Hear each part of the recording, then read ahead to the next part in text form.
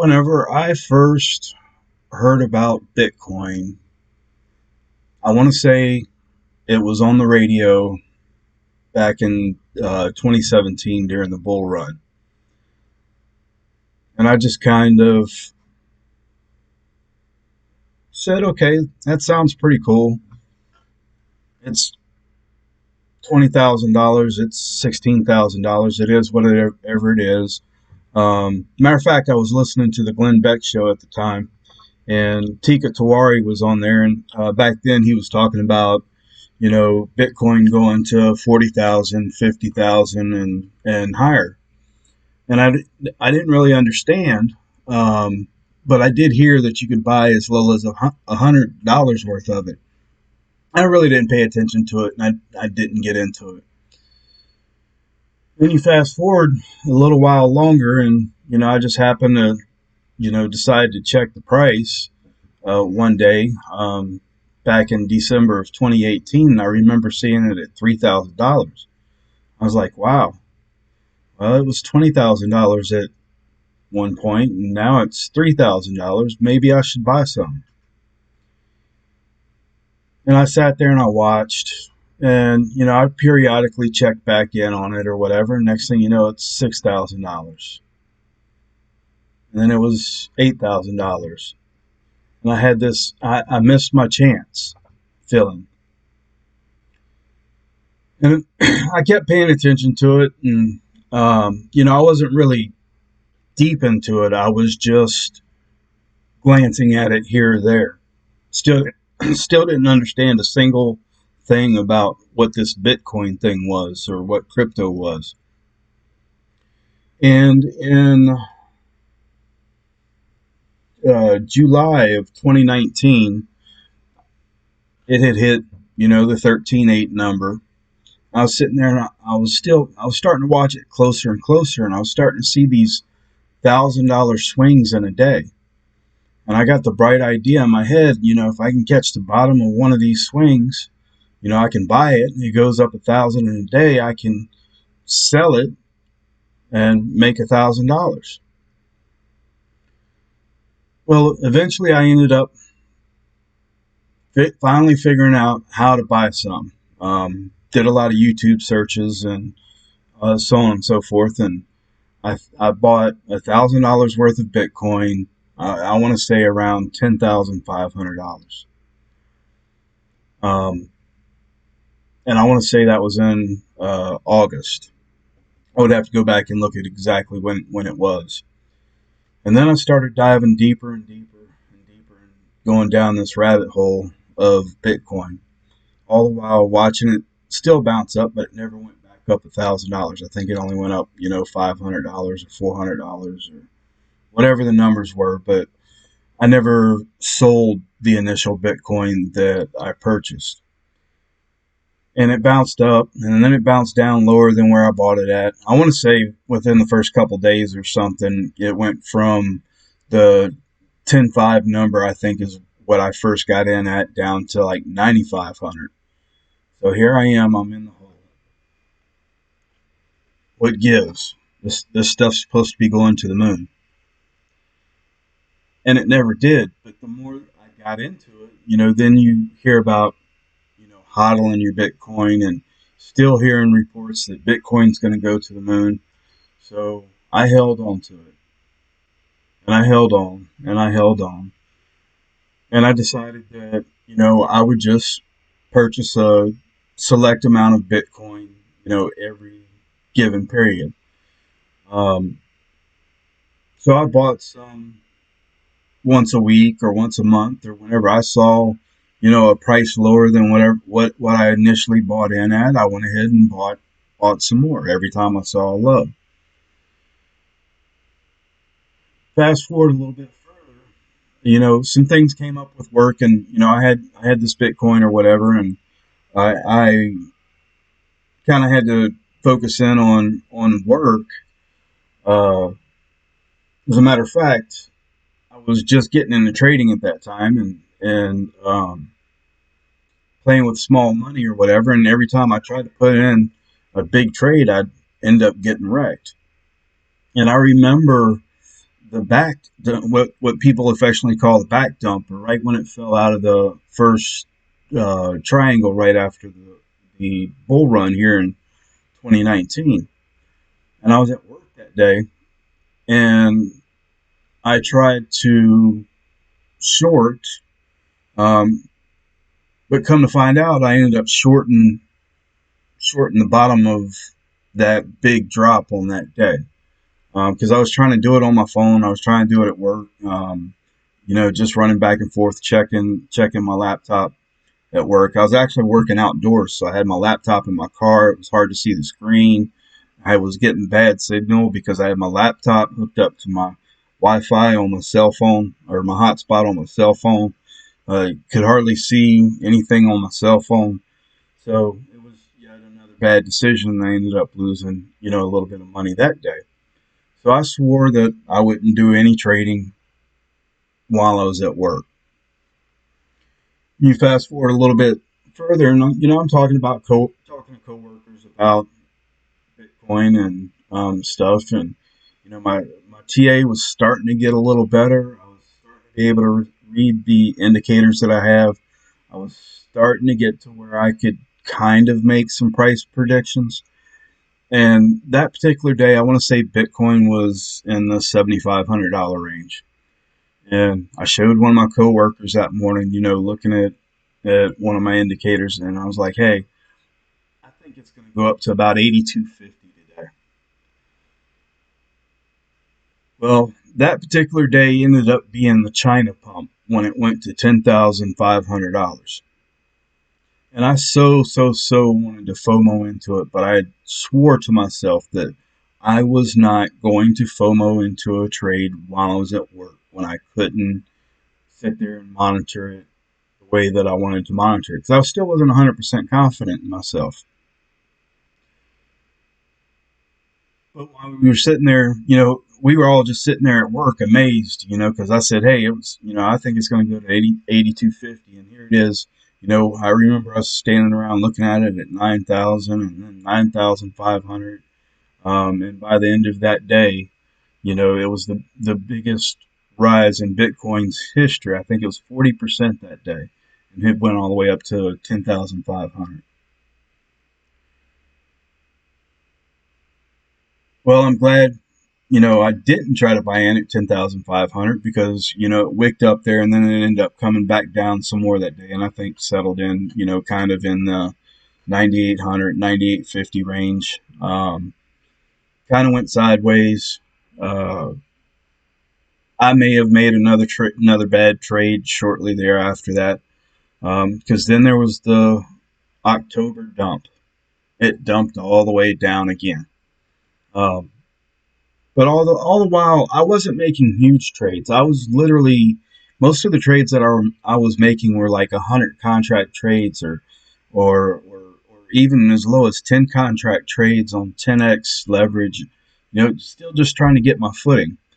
So my initial purchase was back in July, August timeframe, and now here we are in October, and I still hadn't made any money on Bitcoin. I was kind of breaking even, hadn't lost a whole lot, but I was still trying to learn using real small contracts. Then you get to the bottom of the market in December, and then I started making some successful trades, in the run up in January, and I made some unsuccessful trades in the run up in January. But by then, my work had ended, and in December and January, I was really able to sit down and focus on learning more and learning more. And lights started clicking on. The more I learned, the more education that I got, the more that I was getting confident in what I was looking at in the charts. Lights just started clicking on over and over and over again. So, I'm getting a little bit of confidence, starting to trade a little bigger and a little bigger and a little bigger.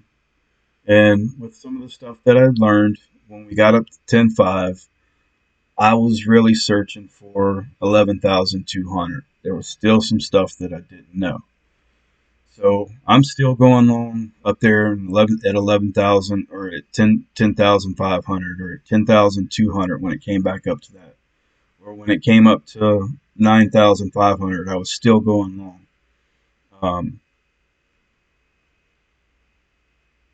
I had a trade shortly after that, um, where I caught a couple shorts and I made some decent money. And then I remember another trade that I made right in that time frame that was it was somewhere around the 8K. That's here and there. But basically the thing is if you don't know where to look for the information, or if you don't do educational things, you're never going to learn this market. Or if you don't have somebody to show you the ropes, you're never going to learn this market. So that's kind of where some of my beginnings in crypto were. I've made some of the same mistakes that everybody else has, but I have been able to avoid getting totally wrecked.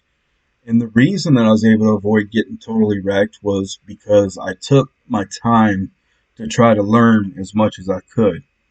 I've basically not worked since December of last year, and I've spent the past 3-4 months doing nothing but trying to learn from every possible resource I can.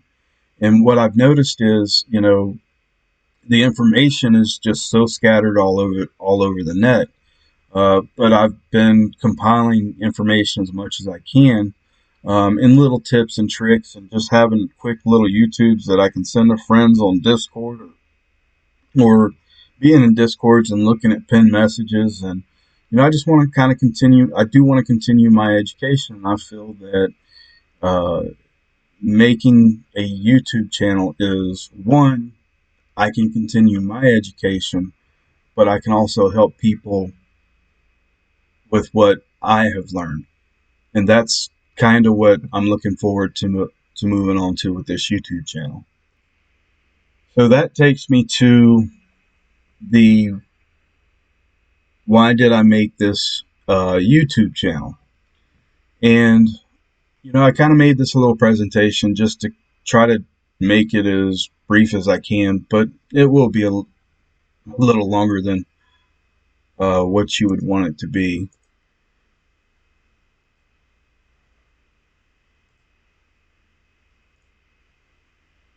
So, what are my intentions with this channel, and why am I here?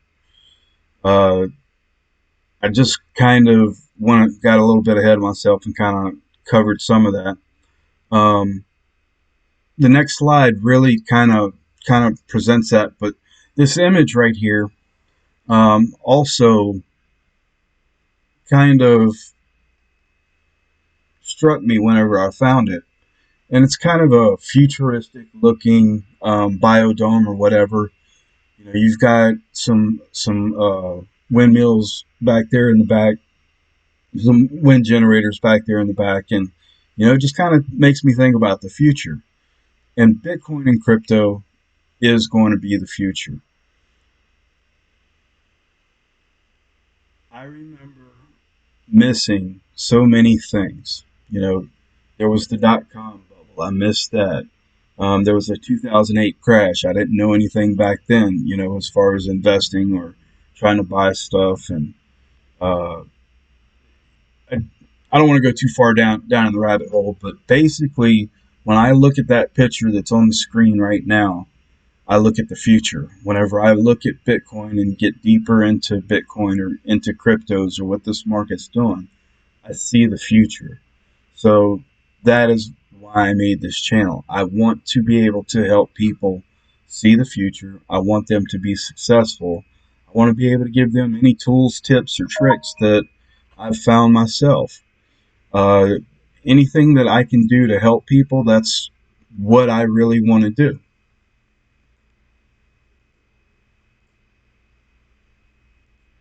So my overall goal is to help people transition into the space and find how-tos where to's, where to do this or that. Show them how to do things and use basic tools such as trading viewing and its simple tools. Drawing a line. I had a friend. I've had people ask me, how to draw Fibonacci or how to add something to their menus. Um,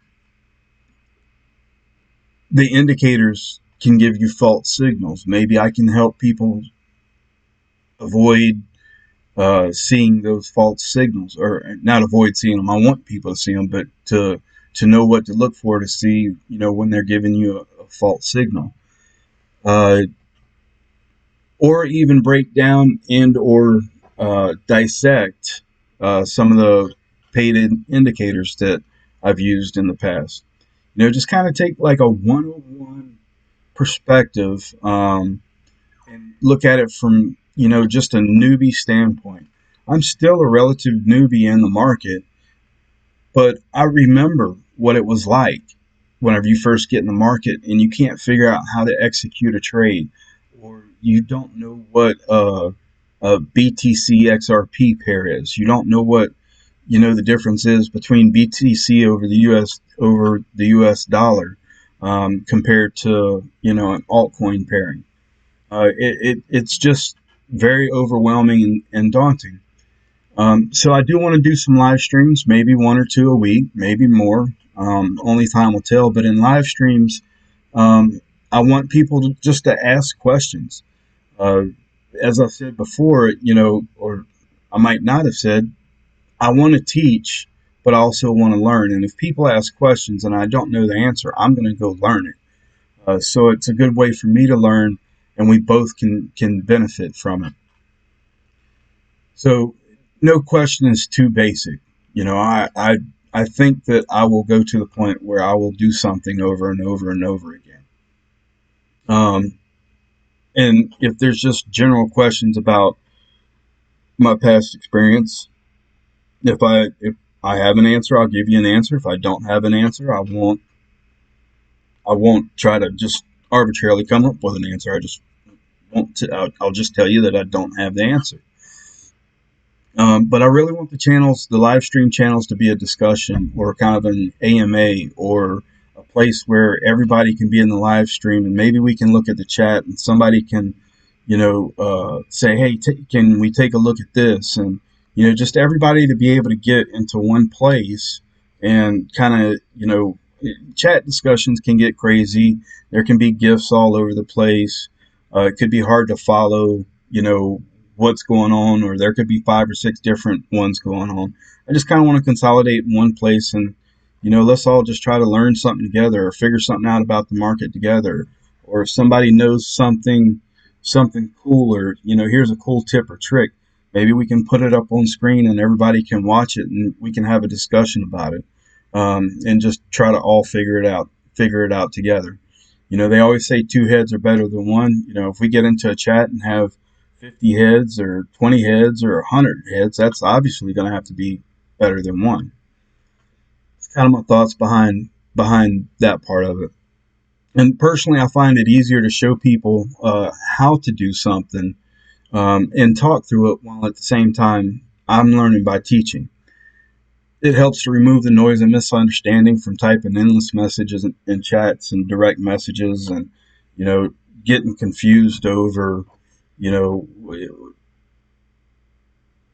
somebody will type something and you're still answering a question, or they'll ask another question, and it just gets confusing. So I really wanted to set up a YouTube channel where it was just more education based as opposed to TA based and Moon Boy talk based, or Doom, Moon and Doom. That's the two sides. There's never anything in the center. Will we talk about TA? Yeah. You're going to have to learn how to be successful in this market. So my TA is constantly improving, but I don't want that to be the main focus of what I'm doing. Although, like I said, we will look at various indicators or strategies and covering TA. And we will, some of the more advanced indicators, we may even, dissect them down into their parts.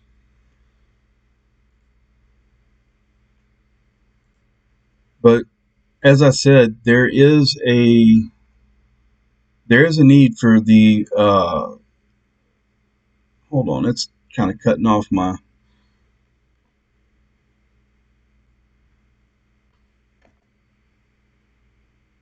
Well, I'm gonna have to leave it there, even though some of that's cut off. But I really feel there's a need for the most basic of basic education in the crypto space. And on YouTube, it can be real daunting to figure out what steps to take when. The space can be so overwhelming and just like a huge rabbit hole. And next thing you know, you're way down on over here when you might need to learn X before you get to Y. So just kind of like a step-by-step approach. There are some people out there that have great, great, great tutorial courses. Okay, and there's some people out there that have horrible tutorial courses. Uh, I'm not looking to make a course. I'm more looking for us all to learn together, which I think I've kind of said that a few times. Um, but to avoid frustration and people stay in the market, um, don't want people jumping right into trading or trying to figure things out, and, just losing thousands and thousands of dollars, getting wrecked. I hear stories about it every day almost in all the discords where people, they get greedy or they get antsy or whatnot, and they end up losing it all within a month. Then they're gone. Once you get through the initial stages, there's still time in front of you. And it's just like anything, you have to practice. If you're shooting pool on a pool table, you're not going to be able to make the 8 ball in the corner pocket every time you hit it unless you practice a whole lot, or unless you know how to hit that ball. You know how to hold the stick. Everybody can get lucky and knock it in every once in a while, but a really good pool player will make it more often than somebody that's playing like once a year. But some of the ropes are like, what is trading, or how can you trade safely with just a percentage of your portfolio and still make money? Uh, how much of your portfolio should you be trading? What are some trading tips and tricks and methods? And how much of your portfolio should you hodl? Where should you hodl your portfolio? What is crypto? What is an altcoin? Um, Even setting up different wallets. Some wallets you can only, and I'm still getting into some of the other wallets or whatever, but some wallets will only hold certain types of crypto. Some wallets will hold multiple types of crypto. Um, so trying to transfer money around this great network, and then that brings me to another point of security. A lot of people are doing this with their money, and they are not doing it in secure ways. Might even talk about security. So, finding the right sequence of steps and learning the blocks of info to build on each other in an order that makes sense for the process. You know, all of the information, all of the information. I kind of lost track of everything, but all the information is scattered out there. So unless you pay for it or do endless research, and/or people sometimes don't even have the time or want to look for themselves. I have no problem with doing the research because I have the time, and I'll also learn. And then maybe it could be a topic that we talk about in a channel. I want this channel to be very, very organic. I want the channel to serve the community. I want the channel to, grow as the community grows. I want to be able to help, basically, I want to help all the newbies, and even some of the old members of all the Discord channels that I'm a member of. I am a member of several different Discord channels, and I see this common theme. You've got the very experienced traders in the Discord. You got a bunch of people that's there for a social thing, And then you got a bunch of newbies trying to figure things out. And sometimes people don't have time to help the newbies out. There were very few people that helped me out. There in some discords they were amazing. In other discords there were select people that helped me out. But I want to be that. I want to be a person that anybody can go to anytime, and I want to be able to help people out as much as I possibly can. So, basic education is essential to laying the groundwork for success in this market. The more that people are successful and avoid their frustration, the longer that they're going to stay in the market and have a chance to prosper from it. And that in the long run is going to benefit everyone. It's going to benefit you as you learn these markets, because you'll find a way to make money. It'll benefit the people that are already in the market and holding on to whatever asset that it is or whatnot, because the more people that adopt cryptocurrency, the more that it's going to grow.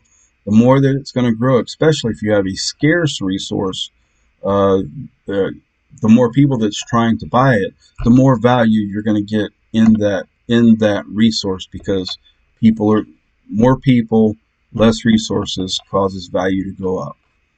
And these are the reasons that I wanted to create my own channel. And I hope that, people that hear this realize that I'm sincere about it. And I want to do everything that I can to help out everybody that I can. Thank y'all. And hopefully this is going to be the beginning of a new, bright, and successful future for all of us.